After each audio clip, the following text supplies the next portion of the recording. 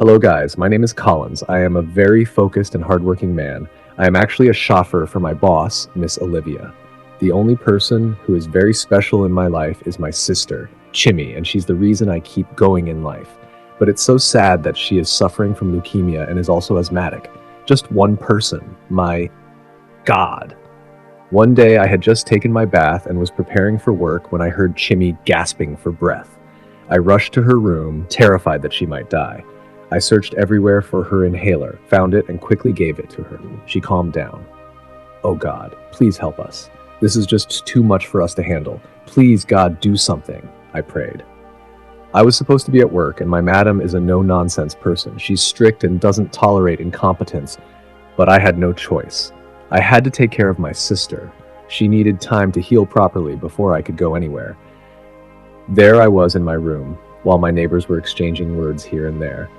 The most outspoken of them is Ejiro. That lady is a hustler, you know what I mean. She's into hookups, and so she's fearless and outspoken, but she's a cool person, especially to me. Guys, my boss, Miss Olivia, has been calling me non-stop, and I can't pick up because I don't know what to tell her.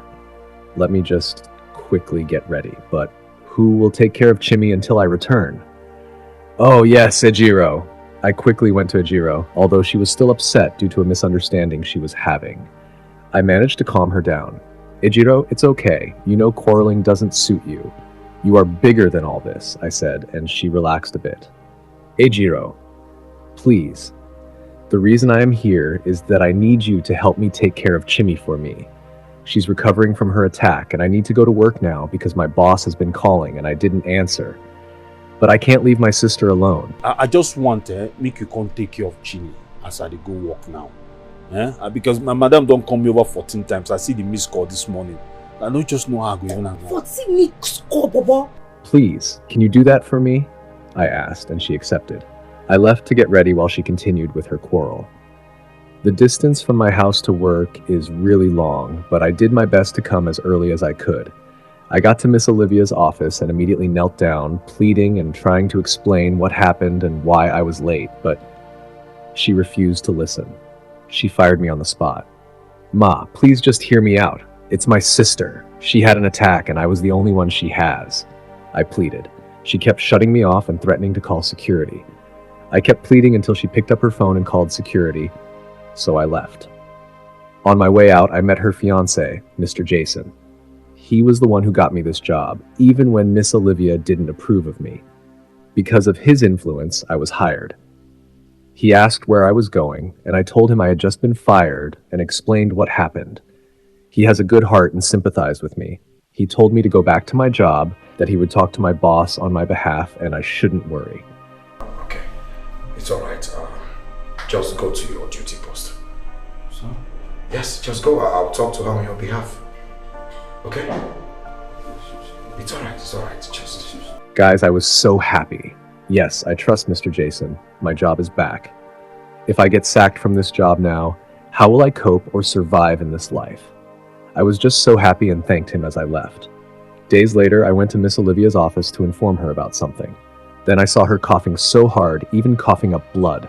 My God, I was so scared and asked what was wrong, but she just shouted for me to leave her office immediately. I still wanted to help, but she insisted, raising her voice, that I leave, and I did. I just pray she's okay. God, please let nothing happen to my boss. The following day, guys, I was actually looking for money to go to work because I had already exhausted what I had. So I went to Ejiro, my close friend in the compound, to ask for a loan. She insisted I repay her quickly, but she did give me the money. I thanked her and was about to leave when she started smiling and saying she had something to tell me. You have something to tell me? Okay, what is it? I asked. Ejiro began smiling uncontrollably and showing obvious body language. She was about to say she likes me, and I already knew and understood what she wanted to say, so I stopped her politely, even smiling with her. Ejiro, see, this thing you are about to say now will just spoil everything. This is the devil at work. He doesn't like to see two good friends in peace. He just wants to cause trouble by inspiring these thoughts in your head, I told her. She then said it's not a bad idea.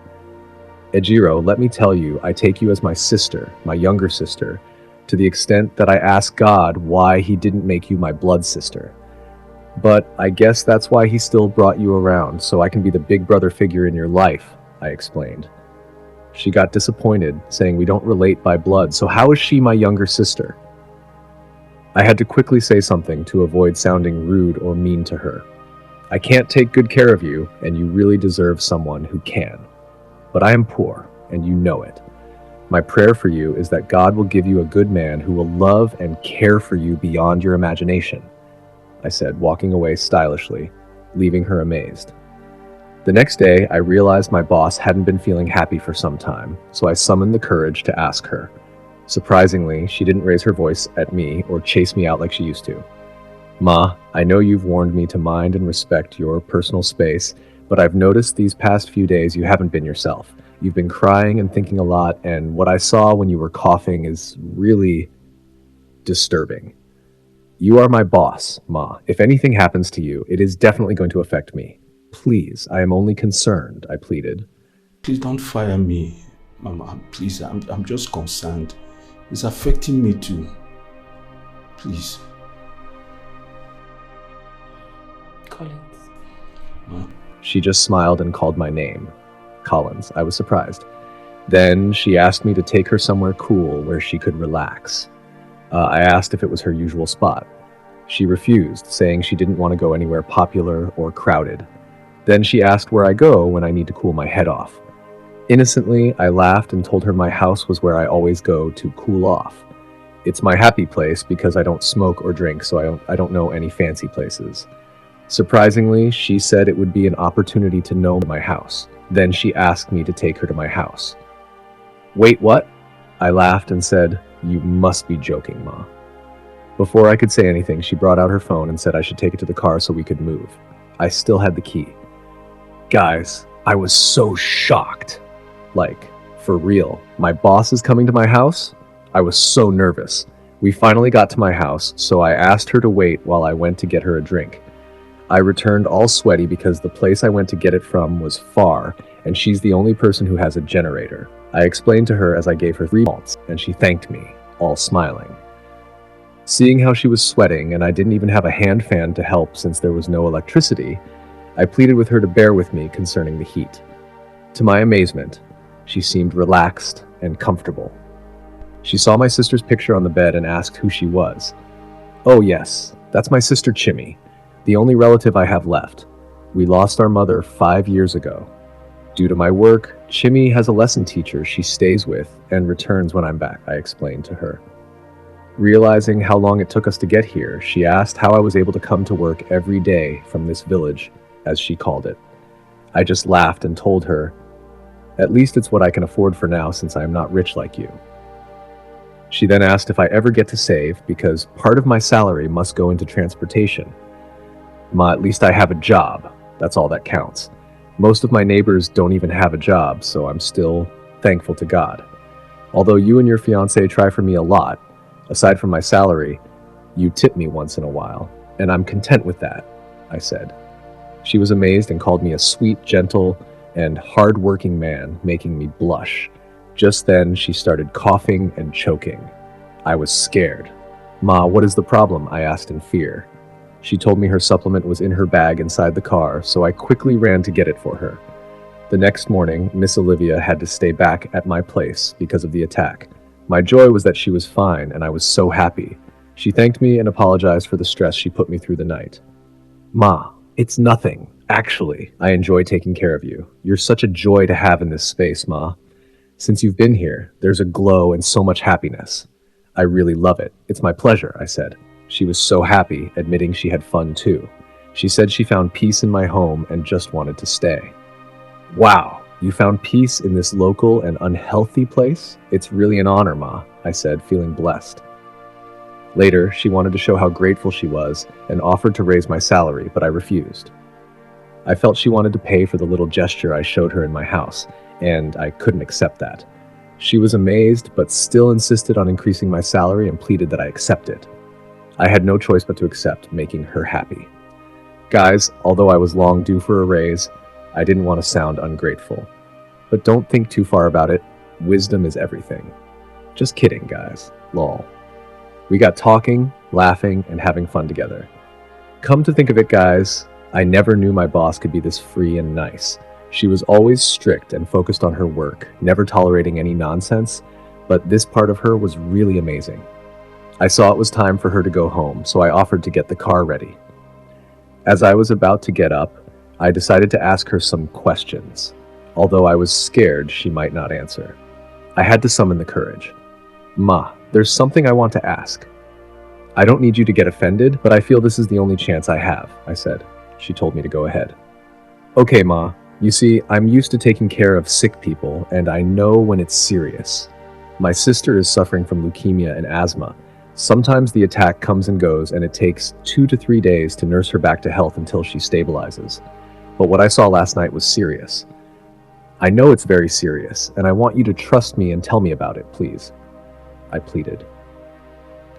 She hesitated because she didn't know where or how to start. I encouraged her to speak up, suggesting she might feel relieved after talking to someone. She agreed to talk to me. Guys, I can't believe my boss has been suffering from a heart condition for 8 months now. She told me she has just 4 months to live, but is hopeful she will get a donor before then. Crying, I was so touched and felt so saddened. I quickly went to hold her hands, assuring her she would be fine and that nothing would happen to her. I joined my faith with hers and said, I know you will live. You were created for a purpose. You are light, and no sickness or ailment in your body can stop that light. I believe God brought us together for a reason. This new side of you that I've seen and am drawn to, I will not allow anything to happen to you. Know this, Ma. What God cannot do does not exist, I admonished her. God put you on earth for a purpose. And that light is not to be extinguished by whatever ailment that's in your body now. You've been made whole. I believe it. I believe there's a reason we met.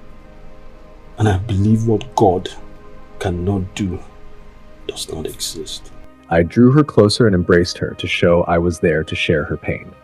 Just then, Mr. Jason entered, misunderstood what he saw, and rushed over, giving me a very strong blow to the face, making me fall hard to the ground.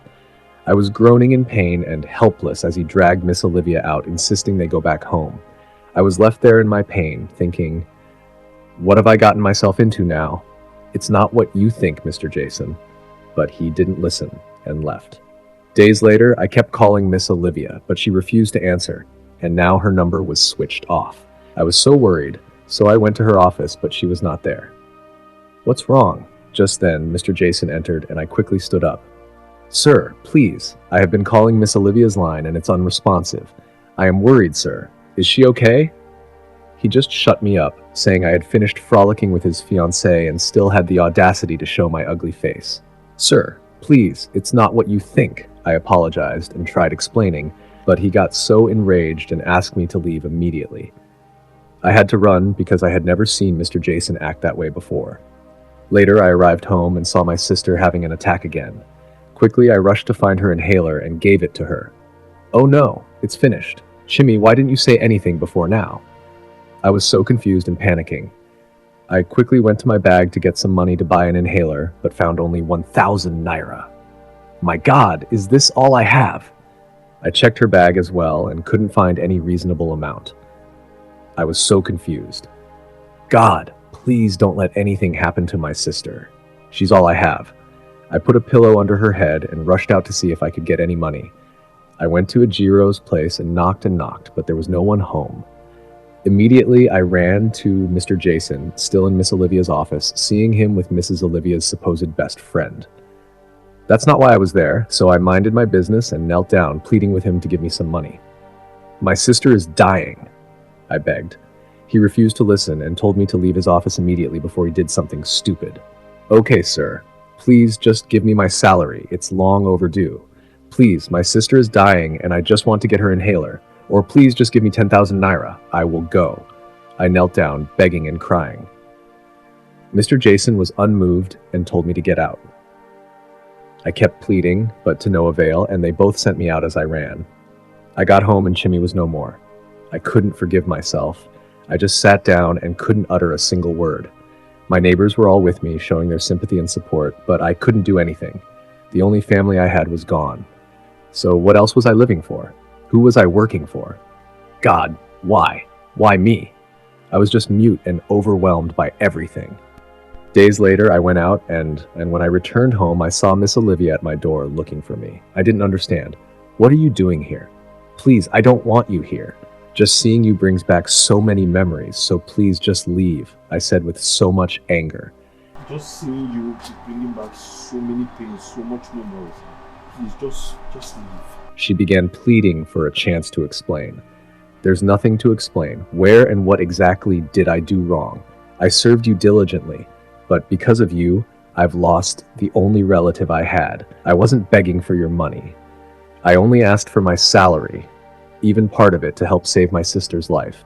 But you guys refused, and now Chimmy is no more, I said with tears in my eyes. She then confessed that she knew nothing about it. She had been hospitalized since the day she left my house. I was so shocked. She told me I was the first person she asked about from Jason and wondered why I didn't come to see her at the clinic until Jason told her he had fired me. I was so confused and felt sad that I had misjudged her. Miss Olivia can be a lot of things, but not heartless. If she had been around, my sister wouldn't have died. Guys, Miss Olivia and I are now a couple. She left everything she had to come live with me in my modest shelter. One day, I was not home and had left her there when Mr. Jason came to confront her. When I returned and saw him, I stood by the gate, listening to their conversation. Mr. Jason was so angry and mad that she had forfeited her wealth to come stay in this slum with me. He told her to get her things and return to her house, but she refused and told him this was her happy place now. She had found love and true happiness here, so she asked him to leave immediately. Turning her head to the gate side, she saw me and was shocked. Mr. Jason came to me and looked directly at me.